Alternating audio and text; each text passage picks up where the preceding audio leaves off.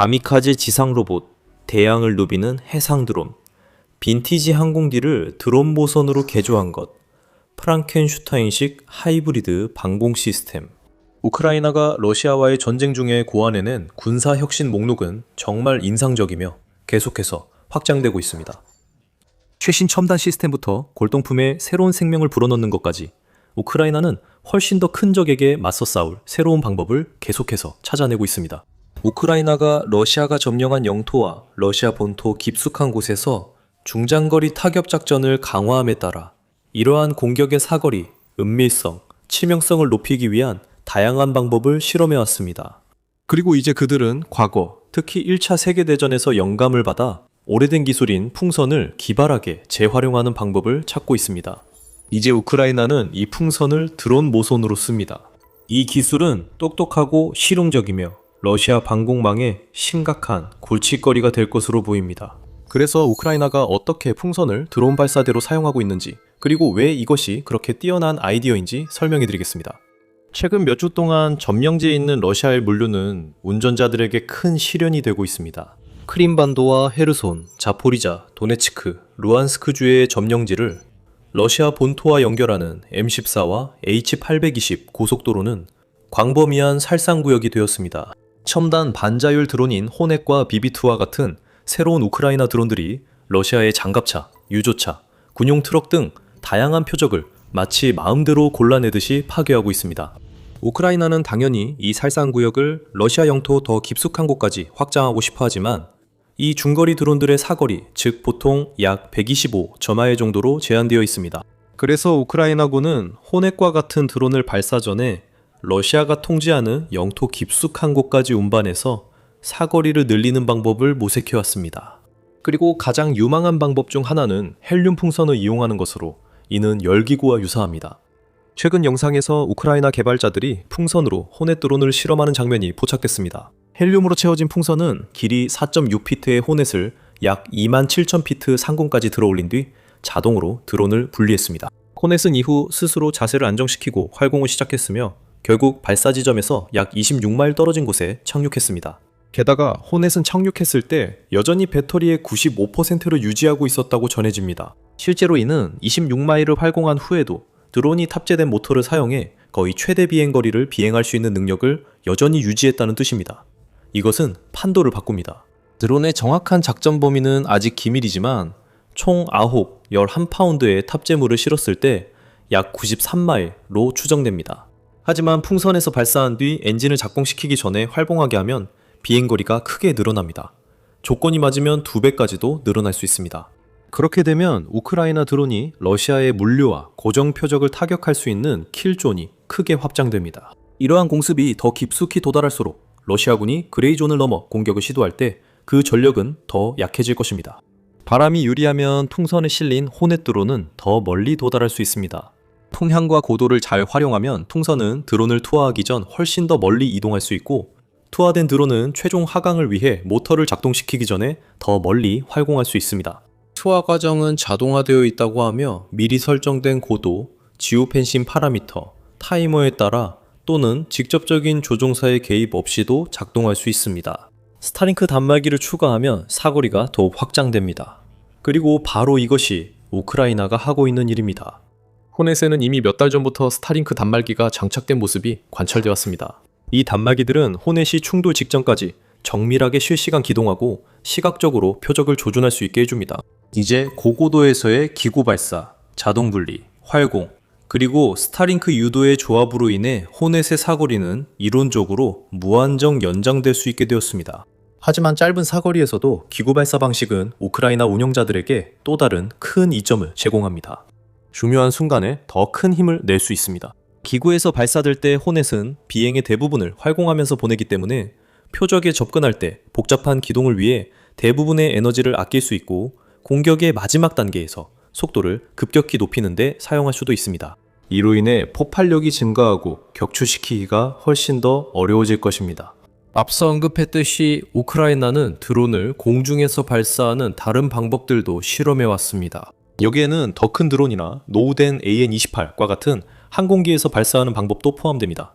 하지만 이러한 다른 시스템들과 비교했을 때 풍선은 2026년 전자전이 극심한 전장에서 또 다른 매우 유용한 이점을 제공합니다. 바로 탐지 가능성이 크게 줄어든다는 점입니다. 호넷은 이미 매우 작은 레이더 반사 면적을 가지고 있고 엔진이 꺼져 있을 때는 열 신호도 거의 없습니다.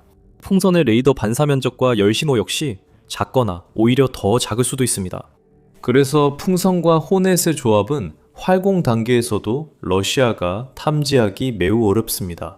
드론을 실은 풍선은 러시아의 전방 레이더와 센서를 조용히 넘어 훨씬 깊숙이 침투한 뒤 호넷을 투하해 러시아 후방을 완전히 기습할 수 있습니다. 하지만 풍선이 탐지된다 해도 그 고도에서는 러시아가 풍선을 격추시키는 것이 결코 쉽지 않습니다. 호넷을 투하하기 전에는 더더욱 어렵죠. 27,000피트 상공에서는 러시아 대드론 방어망의 큰 허점을 이용하고 있기 때문입니다. 방어망은 여러 겹으로 구성되고 각 방어 효과는 고도별로 구분됩니다. 기관총과 기관포는 대략 1마일 이하의 고도에서 주로 사용되고 욜카 같은 요격 드론은 약 3마일까지 점점 더 많이 사용되고 있습니다. 그보다 더 높은 고도에서는 현재 러시아가 실질적으로 보유한 것은 판치르, 토르, S-300, S-400 같은 방공 시스템의 값비싼 지대공 미사일 뿐입니다. 이 미사일들이 기구를 포착한다면 나중에 보겠지만 쉽지 않습니다. 포착에 성공하면 호넷과 운반체를 격추하는데 효과적일 것입니다. 하지만 기구 드론 조합에 비하면 엄청난 비용이 듭니다. 그 미사일들은 상당히 비싸거든요. 러시아 미사일의 실제 가격을 파악하는 것은 다른 장비 가격을 알아내는 것만큼 어렵습니다. 러시아 특유의 투명성 부족, 같은 배치 내에서도 계속되는 미사일 업그레이드, 그리고 서방 언론의 과장 보도가 결합되면 그런 결과가 나옵니다. 하지만 미사일과 시스템에 따라 각각 10만 달러에서 수백만 달러까지로 추정됩니다. 반면에 호넷 한 기는 대략 5천 달러에서 1만 5천 달러 정도로 추정되고 풍선은 시중에서 개당 450달러에서 1200달러 정도에 구입할 수 있습니다. 이제 표준 기상 관측용 풍선으로는 8.8에서 11파운드의 탄두와 총 발사 중량이 약 33파운드인 호넷을 운반할 수 없습니다. 광학 및 기상 관측에 일반적으로 사용되는 풍선은 너무 작습니다. 이 풍선들은 최대 약 70온스 정도의 무게이고 몇 파운드 정도의 하중만 운반할 수 있습니다. 우크라이나는 호넷의 무게를 너무 낮은 고도에서 터지지 않고 견딜 수 있는 최대 176온스까지의 더 크고 튼튼한 모델이 필요합니다. 이 풍선들은 상업적으로 널리 구할 수 있지만 우크라이나가 원하는 만큼 쉽게 구하긴 어려울 것입니다. 더욱 다행인 것은 우리가 조금 더 뒤에서 알게 되겠지만 한 우크라이나 제조업체가 그 공백을 메우기 위해 나섰다는 점입니다. 이 풍선들은 이상적으로는 헬륨으로 채워져야 하는데 이것이 비용을 더 증가시킵니다. 33파운드의 탑재물을 들어 올리려면 발사 시 대략 530에서 635 입방피트의 헬륨이 필요합니다.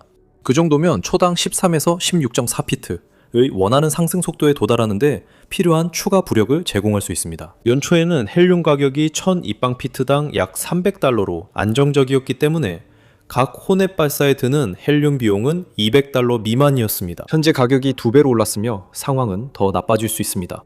미국과 이스라엘의 에피큐리 작전이 이란을 공격하면서 발생한 가장 두드러진 공급망 병목 현상은 에너지, 즉 석유와 천연가스 분야에서 나타났습니다. 이란이 호르무즈 해협을 장기간 봉쇄하고 미국이 이란의 봉쇄를 뚫으려는 노력을 하면서 세계에서 가장 분주한 에너지 물류 경로인 이 해협을 지나는 유조선의 통행이 관대하게 표현해도 거의 멈추다시피 느려졌습니다. 이 두 원자재 모두에서 가격이 급등했고 그 추세는 뚜렷하게 상승세를 보이고 있습니다. 가격이 오르고 공급이 줄어들면서 정부와 소비자 모두 큰 타격을 받고 있습니다. 하지만 걸프 지역에서 부족한 것은 석유와 가스 제품만이 아닙니다. 헬륨이나 암모니아 기반 비료와 같은 부산물의 공급도 점점 더 제한되고 있습니다. 그 결과 헬륨 가격이 2배로 올랐고 이는 걸프 지역의 교착 상태가 내일 해결된다 하더라도 프로그램에 문제가 생긴다는 뜻입니다. 그래서 우크라이나는 공급이 계속 줄고 가격이 계속 오르면 수소로 전환할 수밖에 없을지도 모릅니다. 겉으로 보기에는 그게 그렇게 나쁜 일은 아닌 것처럼 보입니다. 수소는 헬륨보다 약 8% 더 부력이 높습니다. 33파운드의 탑재물이라면 우크라이나는 더 작은 풍선 외피를 사용하거나 같은 크기의 풍선으로 더 높은 고도를 달성할 수 있습니다. 수소는 또한 훨씬 더 저렴하며 먼 이국의 전쟁도 이 사실을 바꾸지는 못할 것입니다. 수소는 일반적인 전력을 이용한 물의 전기분해로 현장에서 생산할 수 있고 대량으로 쉽게 조달할 수도 있어 취약한 글로벌 공급망에 대한 의존을 없애고 가스 비용도 무시할 수 있을 정도로 줄일 수 있습니다. 단점은 수소가 훨씬 더 위험하다는 점입니다. 수소는 아세틸렌을 제외한 모든 가스 중에서 공기와 혼합될 때 가장 넓은 폭발성 점화 범위를 가지고 있습니다. 수소는 매우 가연성이 높고 낮은 점화 에너지로도 자연 발화할 수 있습니다. 또한 수소 불꽃은 눈에 잘 띄지 않아 수소 화재를 진압하는 과정이 더 복잡해집니다.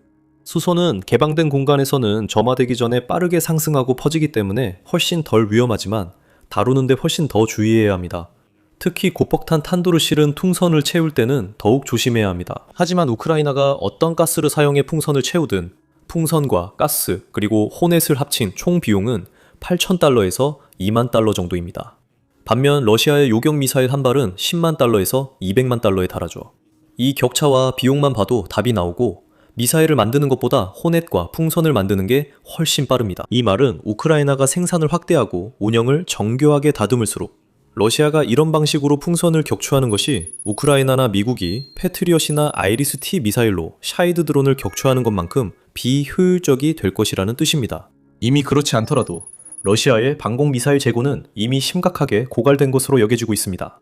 중요한 이야기, 관련 사실, 날카로운 분석, 이것이 더 밀리터리 쇼에서 여러분이 보실 내용입니다. 그러니 매일 업데이트와 군사 심층 분석을 위해 채널을 구독하세요. 이제 종합해보면 이 풍선 발사 드론은 문제에 너무 잘 들어맞는 해결책이라 왜 아무도 진작 이런 생각을 못했는지 의아할 정도입니다. 옛말에 필요는 발명의 어머니라고 하죠.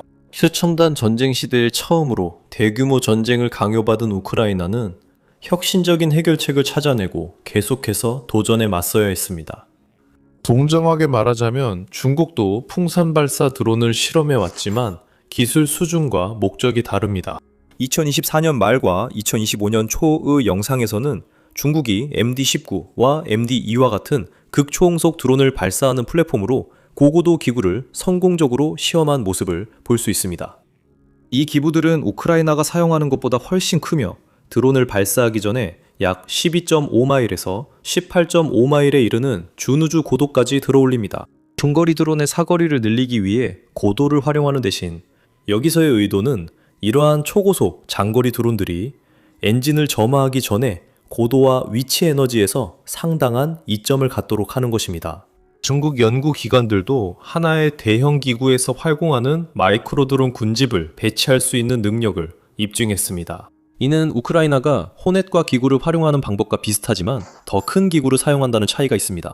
중국의 실험에서는 330파운드의 적재 능력을 가진 기구가 센서 분산이나 포화 공격을 위해 설계된 수십 대의 소형 GPS 유도 활공기를 투하했습니다.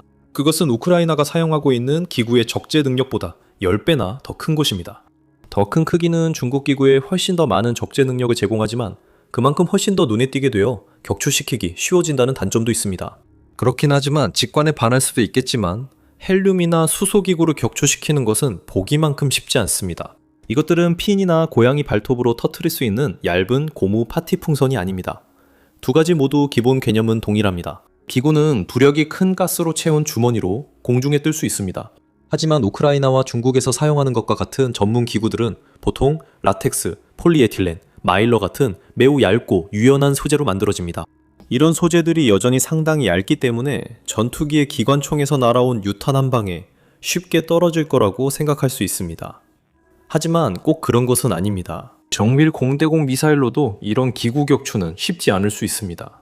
몇 년 전 미국 상공을 떠돌다가 큰 언론 소동을 일으켰던 중국 정찰 풍선을 아마 기억하실 겁니다. 결국 미국 F-22 랩터 전투기에서 발사된 공대공 미사일에 의해 그 풍선은 지상으로 떨어졌습니다. 하지만 1998년에는 캐나다가 기상관측 풍선에 약 1000발의 탄환을 발사했음에도 불구하고 끝내 그것을 파괴하지 못했습니다. 알고 보니 풍선의 얇은 재질은 대공 미사일에 사용되는 대부분의 신관을 작동시키지 못하고 고고도에서 대포나 기관총으로 풍선을 쏜다고 해도 풍선을 떨어뜨릴 수는 없었습니다. 적어도 빠르게는 말이죠. 고고도에서는 압력 차이가 작기 때문에 가스가 매우 천천히 빠져나가게 됩니다. 풍선은 결국 떨어지겠지만 며칠이 걸릴 수도 있습니다. 그때쯤이면 풍선에서 투하된 드론의 타격 결과 영상이 아마 인터넷 곳곳에 퍼져 있을 것입니다. 물론 어떤 시스템이나 기술도 완벽하지 않으며 풍선도 고유한 문제점들이 있습니다. 우선 풍선은 바람에 완전히 의존하게 됩니다. 우크라이나는 바람이 크림반도나 모스크바 등 목표 지점을 향해 불 때만 풍선을 사용할 수 있습니다. 이것은 언제든지 공격할 수 있는 표적의 범위를 심각하게 제한합니다. 만약 기류가 풍선을 흑해로 보내거나 다시 자신 쪽으로 불어온다면 크림반도를 향해 풍선을 띄우는 것은 아무런 의미가 없습니다. 이제 우크라이나와 러시아 사이의 바람 패턴은 계절과 지역에 따라 크게 달라지며 바람의 흐름은 서풍, 즉 러시아 쪽으로 불기도 하고 동풍이나 북풍, 즉 우크라이나나 남쪽을 향하는데 달과 위도에 따라 다릅니다. 다행히 바람은 주로 우크라이나에 유리하게 붑니다. 10월부터 3월까지는 대서양의 사이클론이 유럽에서 우크라이나를 거쳐 러시아로 공기덩어리를 이동시킵니다. 즉 보야코프축 북쪽에 위치한 키이우, 체르니히우, 수미 같은 도시에서 발사된 기구들은 자연스럽게 모스크바, 로스토프, 그리고 러시아 중부 쪽으로 떠내려가게 됩니다. 이 축의 남쪽, 즉 우크라이나를 두 개의 뚜렷한 바람지대로 나누는 기후학적 경계선 남쪽에서는 주로 점령지와 우크라이나 쪽으로 바람이 불어갑니다. 우크라이나가 크림반도로 기구를 띄울 수 있는 시기는 가을뿐입니다. 이때 서풍이 불기 때문이며 늦봄과 여름에는 바람 방향이 반대입니다. 북부 우크라이나에서 기구를 띄울 기회는 아마도 매우 드물 것입니다. 왜냐하면 주로 바람이 북쪽이나 북동쪽에서 불어와 러시아에서 우크라이나로 향하기 때문입니다. 하지만 남부 우크라이나, 초원과 해안 지역에서는 북쪽과 북동쪽 바람이 주로 불어 공기를 남쪽, 흑해와 크림반도로 밀어냅니다. 그래서 아마도 가을, 겨울, 이른 봄에는 북쪽에서 중앙 러시아로 향하는 기구 발사 공격이 있을 가능성이 높고 나머지 기간에는 크림반도와 남부 점령지들이 집중적으로 공격을 받을 것입니다. 하지만 27,000피트 상공의 기류 패턴은 지상과는 완전히 같지 않습니다. 상공에서는 제트기류 때문에 바람이 연중 내내 더 강하고 서풍이 더 꾸준하게 부는 경향이 있습니다. 그래서 축이 양쪽에서 러시아 전역의 여러 지역으로 발사하는 것이 연중 내내 가능할 수도 있습니다. 여러분은 우크라이나가 처음에 어떻게 풍선을 이용해 드론을 발사할 생각을 했는지 궁금할 수 있습니다. 아마도 무리한 생각은 아니었을 겁니다. 우크라이나는 전쟁 내내 풍선을 다양하게 활용해왔기 때문입니다. 우크라이나에서 풍선의 가장 일반적인 용도는 군대가 200년 전 처음으로 풍선을 사용하기 시작한 이래로 가장 흔한 풍선의 용도이기도 합니다. 공중정찰입니다. 오늘날까지도 관측용 풍선은 적의 움직임을 감시하는 고공 관측 플랫폼으로서 독특한 역할을 하고 있습니다. 수세기 동안 그들이 사용하는 기술은 크게 발전했지만 관측용 풍선이 제공하는 기본적인 이점은 변하지 않았습니다. 관측용 풍선의 최초로 기록된 군사적 사용은 프랑스 혁명 전쟁 때였습니다. 1794년 레루스 전투에서 프랑스 기구병대는 계류식 기구인 랑팡을 이용해 오스트리아군의 위치를 파악했고 이는 프랑스의 승리에 기여했습니다. 이 기술이 빠르게 확산되면서 풍선의 이름도 널리 알려졌습니다. 1860년대 초 미국 남북전쟁 당시 북군 기구대는 7개의 수소기구를 운용했으며 그중 앙트레피드라는 이름의 기구는 이전 프랑스 정찰기구의 이름을 따왔습니다. 이 기구들은 전신을 통해 실시간 정보를 제공했고 전례 없는 정확성으로 포격을 유도하여 전쟁에서 최초로 조직적으로 항공을 사용한 사례가 되었습니다. 하지만 제1차 세계대전 이야말로 군사기구의 황금기였습니다. 양측 모두 서부 전선에 수천 개의 계류 관측기구를 배치했습니다. 이 기구들은 너무나 중요해서 격추시키는 것이 전투기 조종사들의 주요 임무가 되었고 기구에 탑승한 관측병들은 종종 소위탄에 의해 기구가 불타오르면 낙하산을 타고 탈출하곤 했습니다.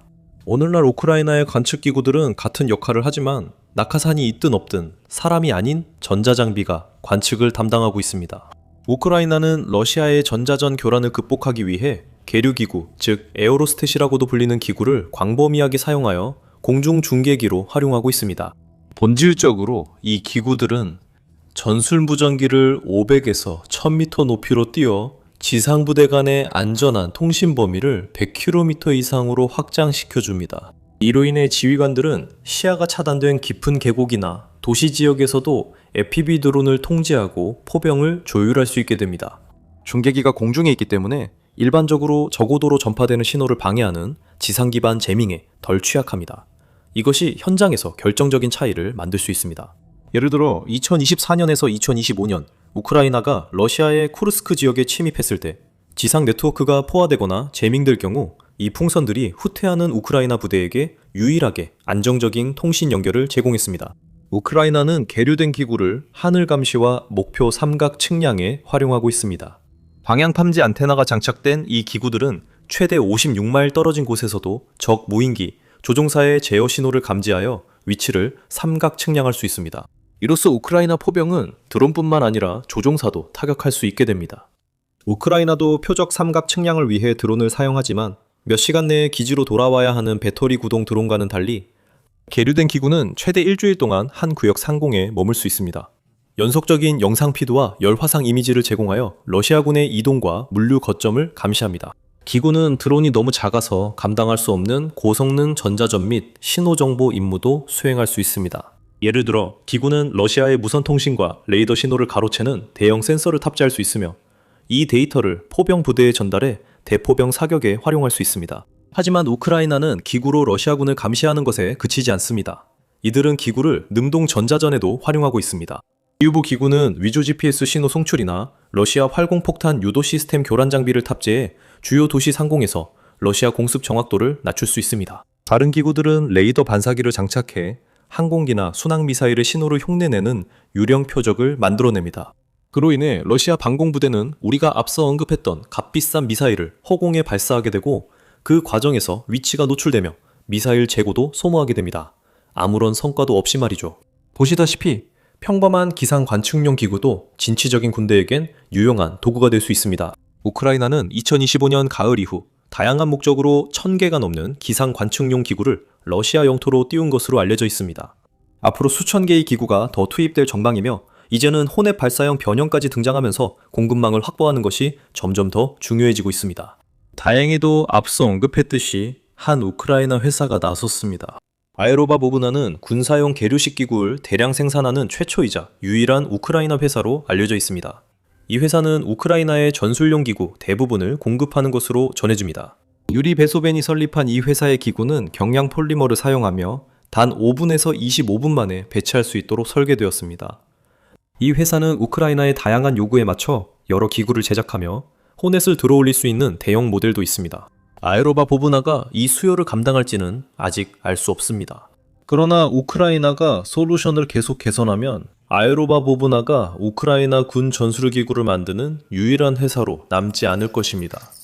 저희는 물론 앞으로의 발전 상황을 지켜볼 것이고 곧 전투에서 기구 발사용 호넷에 대해 보도할 수 있기를 바랍니다. 그러니 채널을 구독하셔서 놓치지 마세요. 그리고 다른 우크라이나의 혁신에 관심이 있으시다면 그들이 어떻게 로봇 군대를 만들고 있는지에 대한 이 영상을 확인해보세요. 시청해주셔서 감사합니다.